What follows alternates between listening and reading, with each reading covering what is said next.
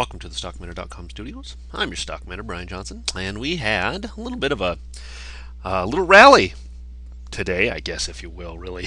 We're just coming back off of that pullback that I mentioned. Markets did finish up today, though, overall.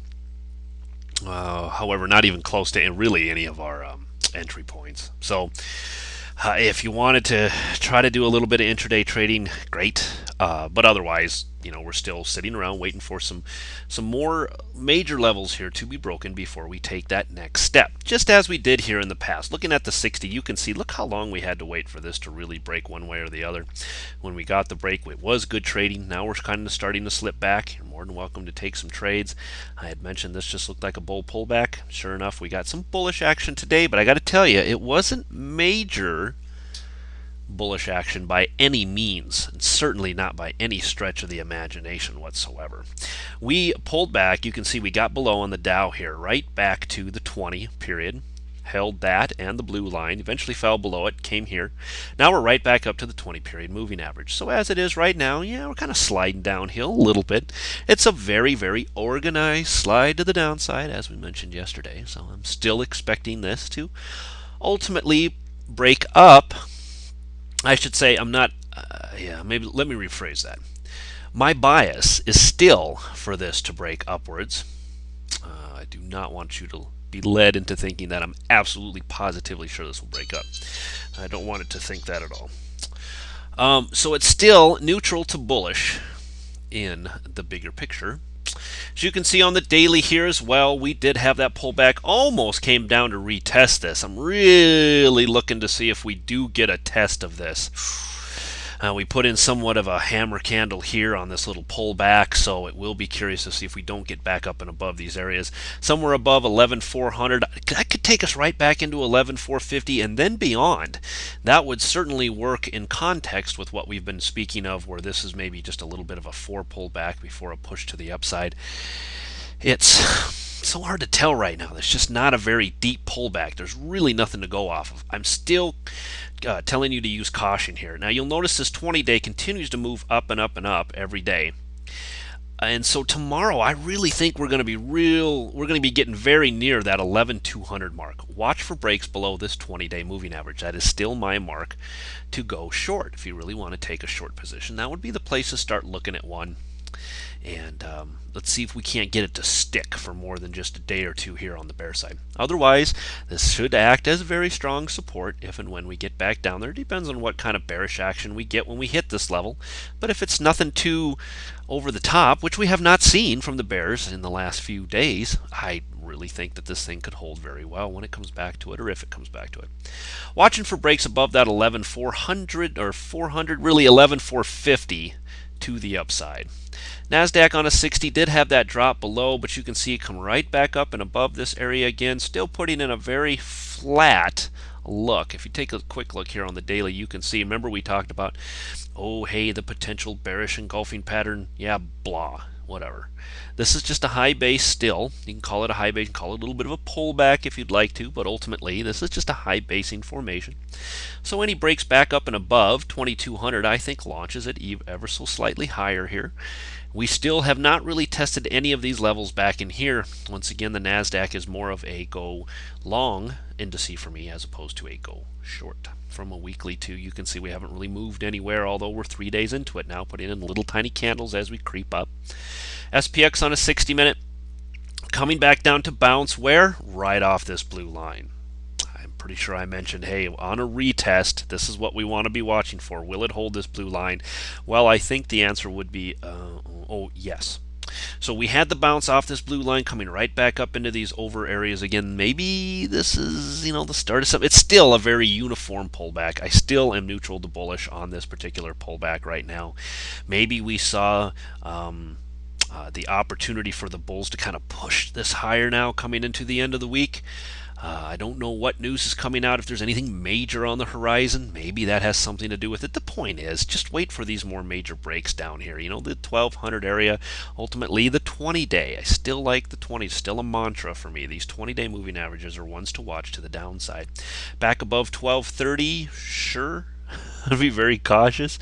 Between 1230 to 1250 is kind of a no-fly zone for me, but you might be able to pick a couple points here and there if you are into that kind of trading.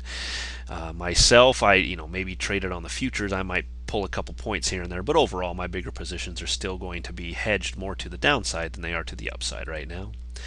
SPX on a weekly, you can see us just kind of flattening out. We had that big pump up at the end of the day. I shouldn't say a big pump up, but we had that move up at the end of the day. We got as low as 1204, so we were down quite a ways. This is a 14-point turnaround in the course of the day. That's actually pretty major here.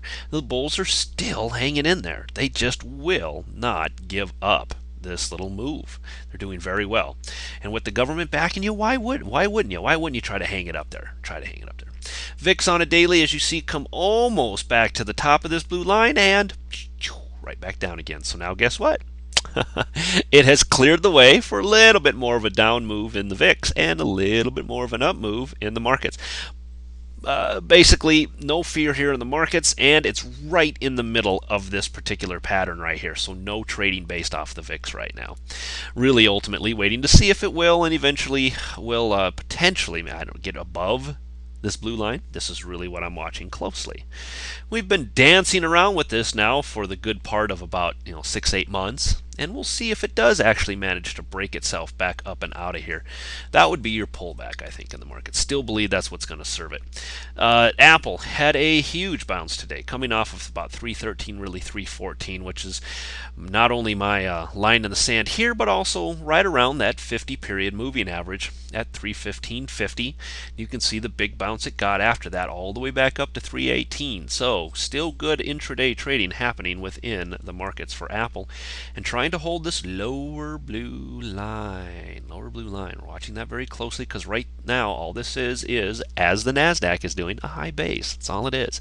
Any push to the upside, looking for this to be retested, but that's probably upwards of 325, 330 by the time we get up there. So something else to keep in mind. Below this 20-day, watch that carefully. I'm into the 20 days right now. Weekly as well, not going anywhere. You can see just a very, very flat day. This could be decided though here. These next couple days could give us something more to talk about when it comes to these weeklies. FAS, same thing. Saw that big bounce here, took it right back up, even over and above the 20-period moving average. So good strong move by the banks here towards the end of the day, hitting this lower support line, just as we would expect. And ultimately, we had a close below the 200 yesterday, but did you see? This is I talk to you guys about this all the time. I always give the bulls or the bears, it depends on which side it was, but I always give the other side a day to kind of get themselves back within back above or back below, whatever it might be, a certain area of support or resistance.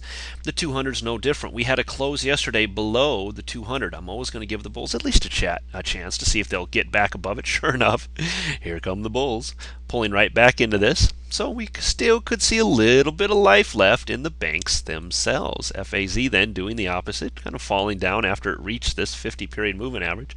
You can see the topple all day long. It was just one candle after the next, never quite reaching the underside of this blue line. Not yet anyway. We'll still watch this closely if it does decide to approach this area. Here you can see it coming right back into the middle of the previous day's candle, getting at or below where we were before. 1075 is kind of the larger area I'm looking at down here. But we get breaks back below here, and guess what? Banks aren't done. Banks aren't done going to the upside, and FAZ is not done falling to the downside. So there you have it on the day. We had that gap to kind of start the day, or I shouldn't say gap. We had that move to start the day to the downside.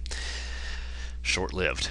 Bulls came right back in and bought it right back up. As I said, I have to remain neutral to bullish on this. It's a very uniform pullback. There's no reason to think that the bulls can't continue to march this thing a little bit higher now. It was a decent move by the bulls most of the day as they rode this thing right back up again. But it wasn't, you know what, it wasn't an overly zealous move by the bulls. So we still have this neutral to bullish field for sure within the market itself, no question about it. But now that we didn't really bounce as high as I would have expected, and I'm taking a look here even as we speak at the market internals, the internals were fine. It served it pretty well, as a matter of fact. So there, the internals were confirming the move up was great, but we still got stuck underneath some overhead resistance areas.